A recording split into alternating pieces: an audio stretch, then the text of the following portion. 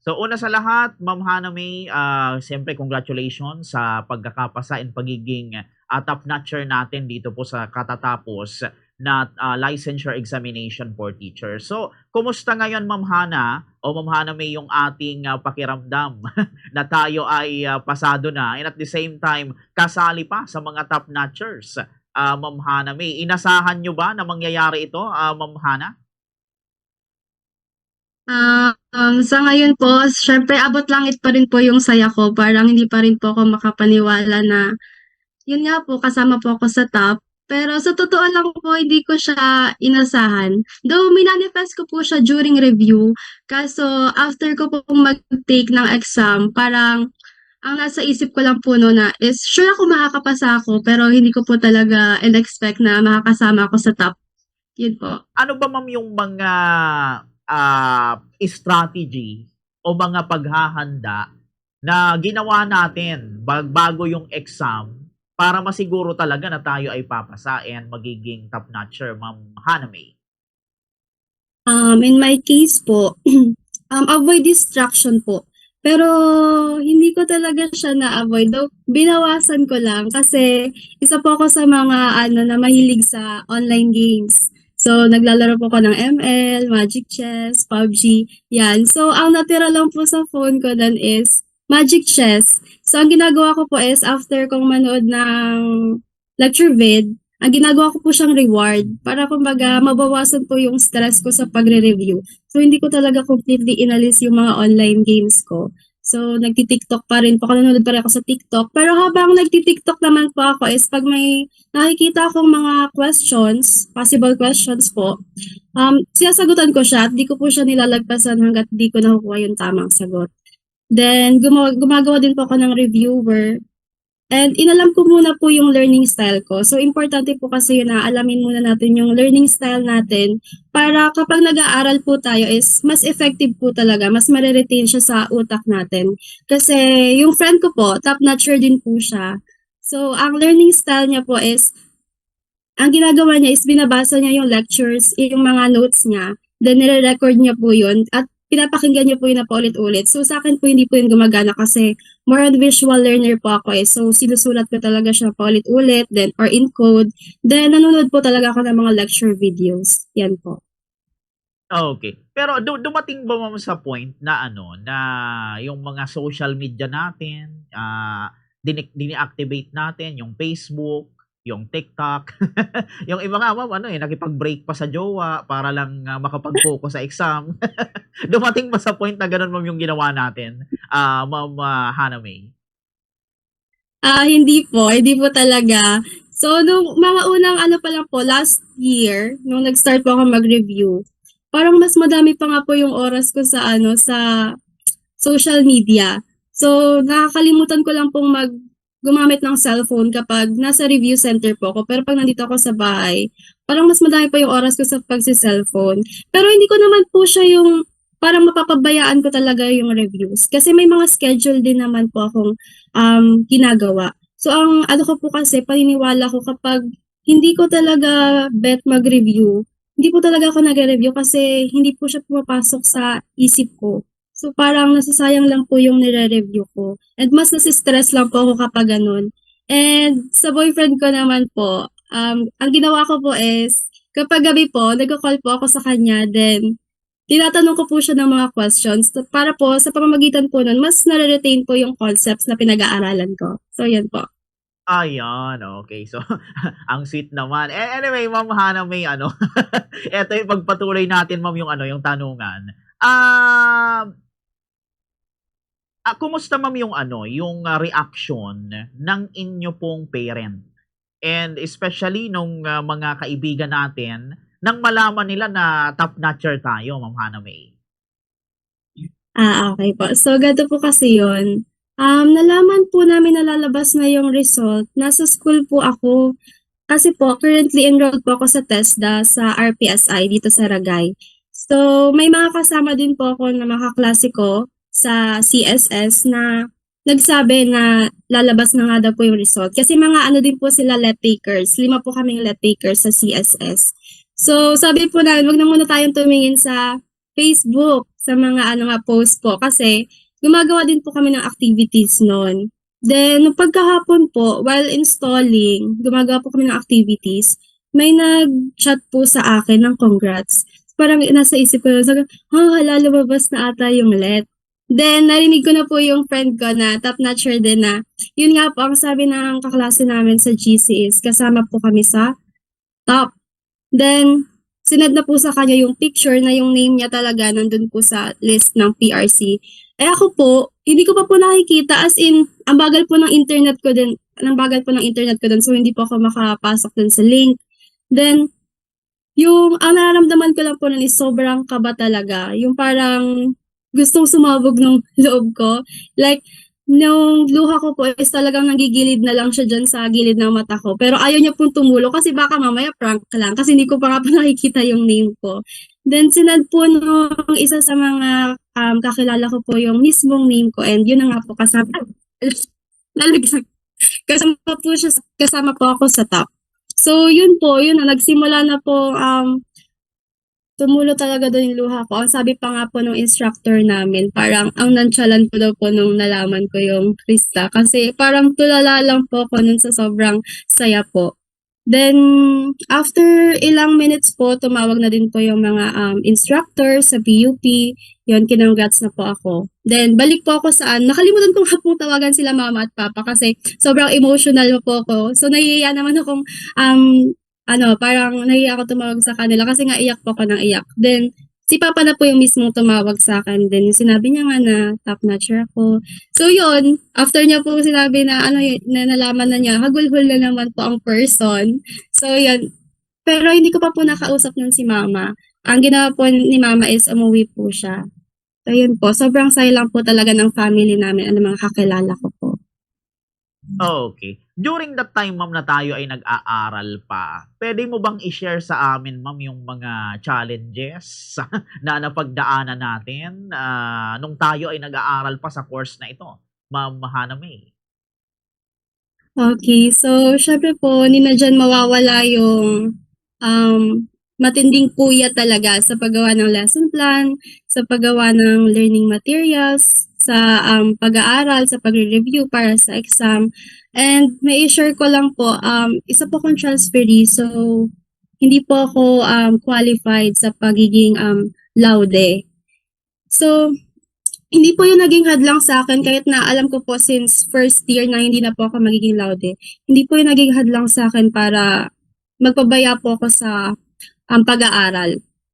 So mas ginamit ko pa po siyang motivation na kung hindi ko man maibigay kila mama yung karangalan na magkaroon ng isang anak na laude, bibigay ko naman po yung karangalan na mas sungkit yung pagiging top-notcher. So yun po.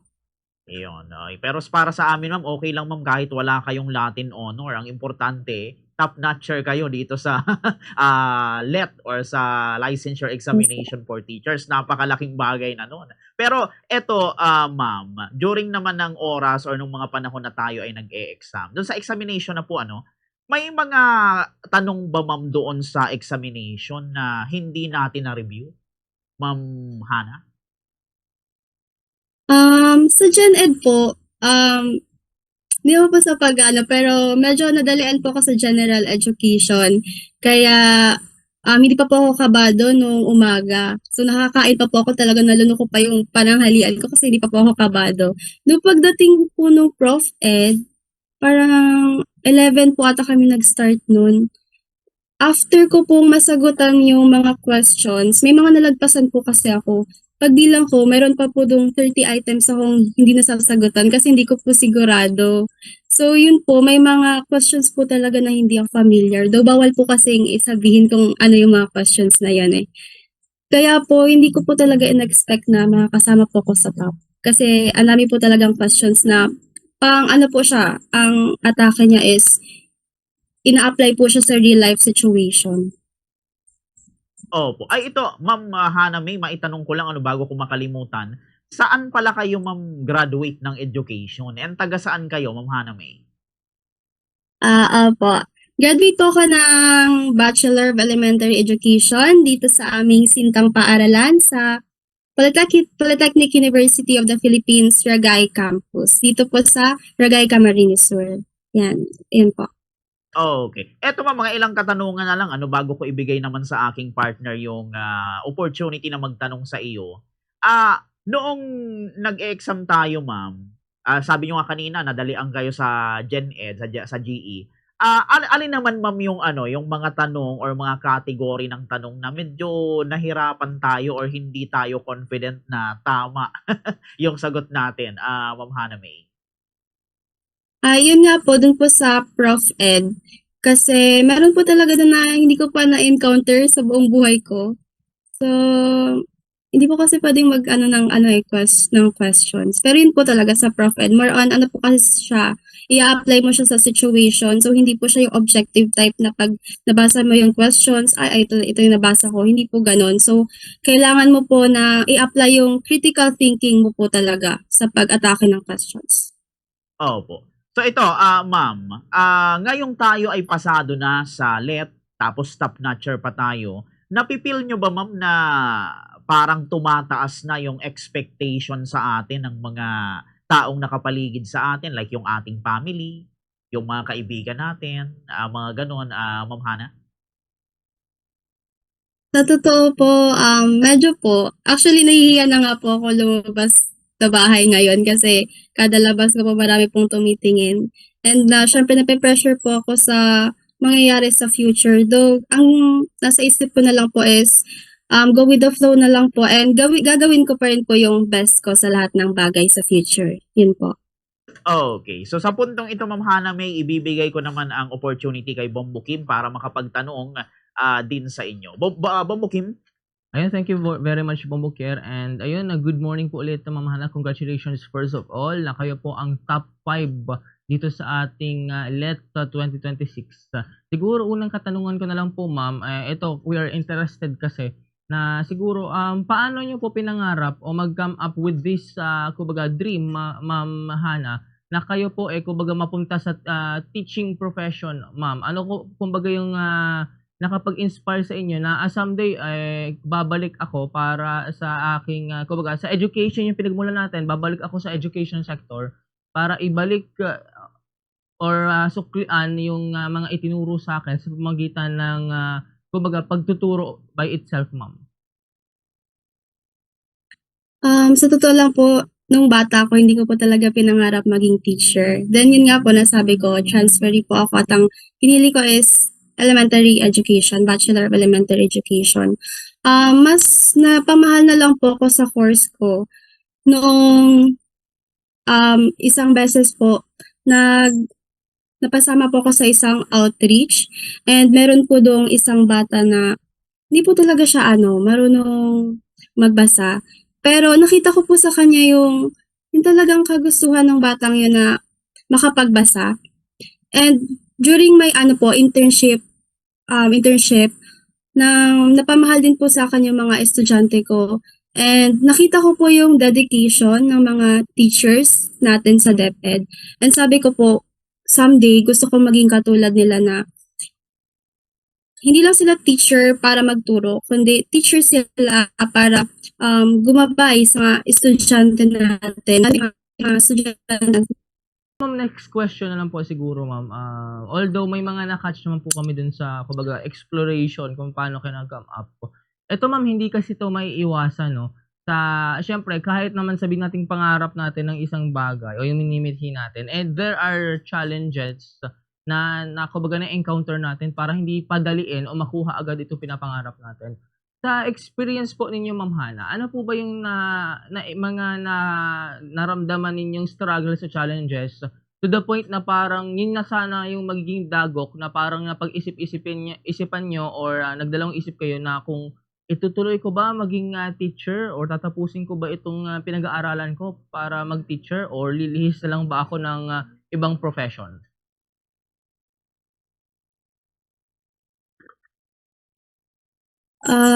Actually po, never ko pong naisip na magbago pa ng profession. Though medyo natakot po ako dun sa idea na yung po nakikita ko sa sitwasyon ng mga guro natin kung saan napakarami po talaga nilang trabaho na kung maayos naman po sana na naa-allocate yung budget, maayos yung program, hindi po sila mabubugbog sa trabaho nila bilang isang guro. Halimbawa na lamang po yung kinakailangan ng mga teacher na kumuha sa sariling bulsa nila ng mga budget para lang mapaayos yung mga classroom nila, magbigay ng mga learning materials para sa ikatututo ng estudyante nila. Na kung iisipin po natin na hindi naman po talaga dapat nakaasa yun sa kanila. So, dun po sa part na yun, medyo kinabahan po ako dun kasi kung tutuusin yung mga pera na nagastos po nila dun, para na yun sa pamilya or sa sarili nila. So, yun po, sana lang talaga ah ah, po lang yung pagdating sa edukasyon po natin. Kasi isa po sa kinakatakot po ng mga kapwa ko, papasok pa lang sa propasyon ng pagiging isang guro. Yun po. Ayun ma'am, given po na yun nga po nakapasa na po tayo sa sa ating sa left po as kumbaga top 5 ma'am. And what are ano po yung plans natin ma'am after nitong kumbaga left? Siguro immediately after malaman natin yung results and siguro kapag na-take na natin yung oath as officially teacher na po tayo, LPT licensed teacher ma'am. May balak may balak pa po ba tayo agad na kumbaga pumasok agad mag-apply sa since elementary education sa mga schools? And if ever man po maging teacher na tayo, ma'am, ano po ba yung learning style or teaching style na i-adapt natin, ma'am, considering that yun nga nire-recognize natin na may different types of learning po ang mga estudyante? Okay po.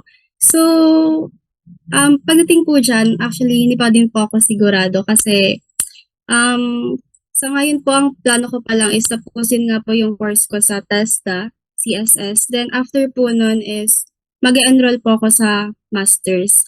Then kung makakapasok man po ako sa private school habang nagma-masters, sa tingin ko po, since diverse nga po yung learners natin, i-adapt ko po syempre yung differentiated learning instruction kung saan dapat makiter talaga yung iba't ibang kakayahan ng isang estudyante kasi meron siyang magaling sa academics talaga, meron naman magaling sa sports, meron yung visual learners, merong auditory learners. So, sa pamamagitan po noon, mas mapapadali po yung pagkatuto ng bata kasi hindi po ibig sabihin na hindi sila magaling sa gantong subject, hindi na po sila magaling. So, kailangan lang natin hanapin talaga yung unique characteristic and yung unique talent ng isang bata. So, soon po, sana makapasok din ako sa DepEd and pang nangyari po yun, same din po, ganun din po ang gagawin ko. Talagang sisikapin ko po na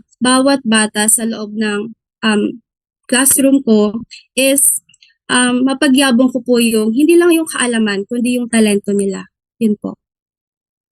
Ayan ma'am, with that po, we are hoping din na makapasok agad kayo since yun nga po, no? Kayo isa sa, kumbaga sa LET, yung pinaka recognized in terms of ranking o pagiging top notcher. Siguro ma'am, last question na lang po bago ko ipasa muli itong mga pagtatanong kay Bombokier. Bilang pong bagong sibol ng mga edukador na produced po ng ating bayan, ma'am, ano po ba yung gagawin nating mga hakbang o maitutulong natin para po maging isa tayo sa pag-resolve po ng ongoing na education crisis po dito sa ating bansa? So po, since grabe din talaga ang crisis dito sa education department natin, siguro ang may papayo ko na lang sa mga kapwa ko educators is mas lalo pa natin pagyamanin yung ating kaalaman. At huwag po tayo manatiling tahimik sa mga issue na nangyayari dito sa bansa natin, lalo na sa educational sector. And gamitin po yung boses natin sa mga issue nga po na nagaganap. So, ang magagawa ko lang po sa ngayon is talagang pagbutihin po yung pag-aaral at pagpapa-enhance po sa skills ko nang sa gayon kapag nakapasok na po ako sa educational sector is kahit simple step lang po, kahit sa isang bata lang na maturuan ko is magkaroon po ako ng magsilbi po akong guide at para matulungan po sila na mapabago yung buhay nila. Nang sa gayon, kasi po naniniwala ako na yung edukasyon po talaga yung makakatulong sa bawat isa sa atin. So edukasyon lang po talaga yung magiging daan para sa ikauunlad natin. Yun po. Yan ma'am, with that po Ma'am Hana, maraming salamat po. Ipapasa ko na po kay Bombo Care ang mga pagtatanong muli. Okay, balik sa akin, Ma'am Hana. Ano po? So ito mga ilang katanungan na lang, Ma'am, bago tayo magtapos. Una, ngayon, Ma'am, na kayo ay teacher na, tapos top-notcher pa tayo. Tapos given a chance na nandito kayo ngayon sa ating platform, dito sa ating platform ngayon, na nakikinig sa atin, maraming tao nakikinig sa atin, maybe mga aspiring teacher din, aspiring na mag-exam sa LET, yung iba kapwa natin teacher. Ano ngayon, Ma'am, yung siguro mga isa or dalawang misconception sa pagiging teacher na gusto nyong ituwid o baguhin ngayon, Ma'am Hana May? Siguro gusto ko lang po baguhin ang misconception na pinaniniwalaan nila pagdating sa pagiging isang guro is sinasabi po nila na madali daw pong maging guro, na uupo lang kami sa classroom, magtuturo. Pero sa totoo lang po hindi po talaga kasi syempre naranasan ko na rin po yan nung internship and sobrang nakakapagod po talaga kasi gigising ka ng maaga, papasok ka ng maaga sa school. Kasi hindi naman pwedeng late ka. Kasi paano yung mga estudyante mo, inaasahan ka nila na magiging isang role model ka kasi hindi ka naman paniniwalaan ng mga estudyante mo na, ay, papasok si ma'am ng late. So, dapat papasok na rin kami ng late. So, dapat po talaga magiging role model ka. And pagdating mo sa classroom, hindi ka lang po dun basta magtuturo. Gag-guide mo yung iba't ibang klase ng bata, iba't ibang ugali ng bata. I-guide mo sila at i-direct sa tamang pag-uugali. And after po ng pagtuturo, syempre hindi pa po doon natatapos ang lahat na pagdating namin dito sa bahay is hihilatan na lang po kami or hihiga at magpapahinga. Nandyan pa po yung magpe-prepare kami ng lesson plan, magpe-prepare ng learning materials para magamit namin kinabukasan. So kung minsan talagang wala na pong tulog. So sana po sa ibang mga tao na iniisip na so galing maging isang guro, sana po talaga ay mabago yung paniniwala niya dyan. Kasi sa totoo lang po, napakahirap po maging isang guro. Lalo na hindi naman po ganun din kasapat yung sweldo ng mga teachers natin dito sa Pilipinas. Opo. At ito pa, Ma'am, ano naman, Ma'am, yung nararamdaman nyo sa tuwing siguro may nababasa kayo sa social media, may naririnig kayo na nagsasabing, teacher ka lang naman. May mga ganun teacher ka lang. May mga ganong sinasabi. Or, yung iba, ba't ka naman kasi nag-teacher? Ang ng sahod dyan, ang baba. May mga ganun Ano ang na-feel nyo dun, Ma'am, pagka ganun na parang dinidiscriminate tayo, Ma'am Hana May? Sa totoo lang po, sobrang nalulungkot po ako. Gustuhin ko man pong i-express talaga kung ano yung nararamdaman ko. Pero medyo pinipigilan ko na rin po at pinagsasabihan lang sila sa maayos na paraan lang nga po na yun nga po imulat lang sila na hindi po ganun kadali maging isang guro. So wag po sana natin laging idugtong yung salitang lang dun sa teacher. Kasi ang teacher po sobra-sobra po ang ina-expect ng mga tao din sa isang teacher. So sila po ang role model, hindi lang ng bata, kundi ng mga kapwa nila, mga adults po. So sana po wag lang po ilang ang profesyon ng pagiging isang guro. Yun po. Okay, very well said, Ma'am. Ito, Ma'am, bago tayo magtapos sa ating interview, siguro kung meron ka, Ma'am, na isang malupit na advice sa atin pong mga aspiring teacher, aspiring na maging let passer, and sa lahat ng mga nangangarap na, yun nga, kahit ibang profesyon, ano yung atin pong maipapayo sa kanila, Ma'am Hana May? Ayan po, sa mga aspiring let passers and other professionals, sana po ay huwag tayong panghinaan ng loob. Normal lang po na minsan is magdadaw tayo sa sarili natin, mapipressure, and kakabahan sa mga problema na dumadating sa buhay natin, mga struggles na dumadating sa buhay natin habang inaabot natin yung pangarap. Wag lang po natin nakalimutan na magdasal kasi lagi lang po nandyan si Lord. So hanggat deserve mo talaga, hanggat nasa puso mo yung kung ano man yung gusto mong mangyari sa buhay mo at hangga't binibigay mo ang best mo, siguradong hinding-hindi tayo pagdadamutan ng buong may kapal.